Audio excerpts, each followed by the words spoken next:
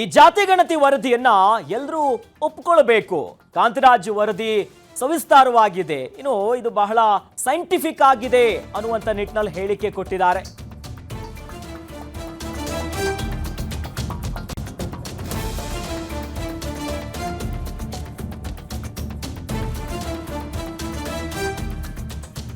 ಈ ವರದಿ ಅನ್ಸೈಂಟಿಫಿಕ್ ಅಂತ ಹೇಳೋಕ್ಕಾಗಲ್ಲ. ಇದೊಂದು ಜವಾಬ್ದಾರಿಯುತವಾಗಿರುವಂತ ಸರ್ವೆ. ಇದು 1 ತಿಂಗಳಲ್ಲಿ ಜನರಿಗೆ ಡೀಟೇಲ್ಸ್ ಸಿಗಬಹುದು. ದೇಶದಲ್ಲಿ ನಾವೇ ಮೊದಲು ಸರ್ವೆ ಮಾಡಿರೋದು. ಯಾವ ಸಮುದಾಯದ ಆತಂಕ, ಯಾವ ಸಮುದಾಯವೂ ಕೂಡ ಆತಂಕ ಪಡಬೇಕಾಗಿಲ್ಲ ಅನ್ನೋದಾಗಿ ಮಾಜಿ ಸಚಿವ ಎಂ.ಆರ್. ಸೀತಾರಾಮ್ ಅವರು ಈ ಬಗ್ಗೆ ಹೇಳಿಕೆಯನ್ನ ಕೊಟ್ಟಿದ್ದಾರೆ.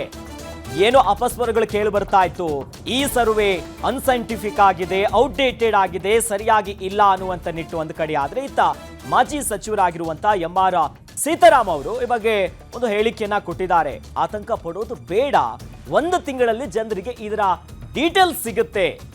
ಏನು ಅನ್ಸೈಂಟಿಫಿಕ್ ಅನ್ನೋ ಮಾತುಗಳಿದೆಯಲ್ಲ, ಈ ಜಾತಿ ಗಣತಿ ವರದಿಯನ್ನ ಎಲ್ಲರೂ ಕೂಡ ಒಪ್ಪಬೇಕು.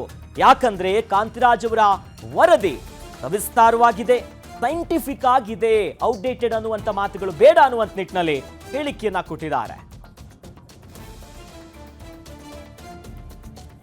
ಈ ನಿಟ್ಟಿನಲ್ಲಿ ಸರ್ವೆ ಮಾಡಿರೋದು ಯಾವ ಸಮುದಾಯವೂ ಕೂಡ ಆತಂಕ ಪಡೋದು ಬೇಡ ಅನ್ನೋದಾಗಿ ಮಾಜಿ ಸಚಿವ ಎಂ.ಆರ್. ಸೀತಾರಾಮ್ ಹೇಳಿಕೆಯನ್ನ ಕೊಟ್ಟಿದ್ದಾರೆ.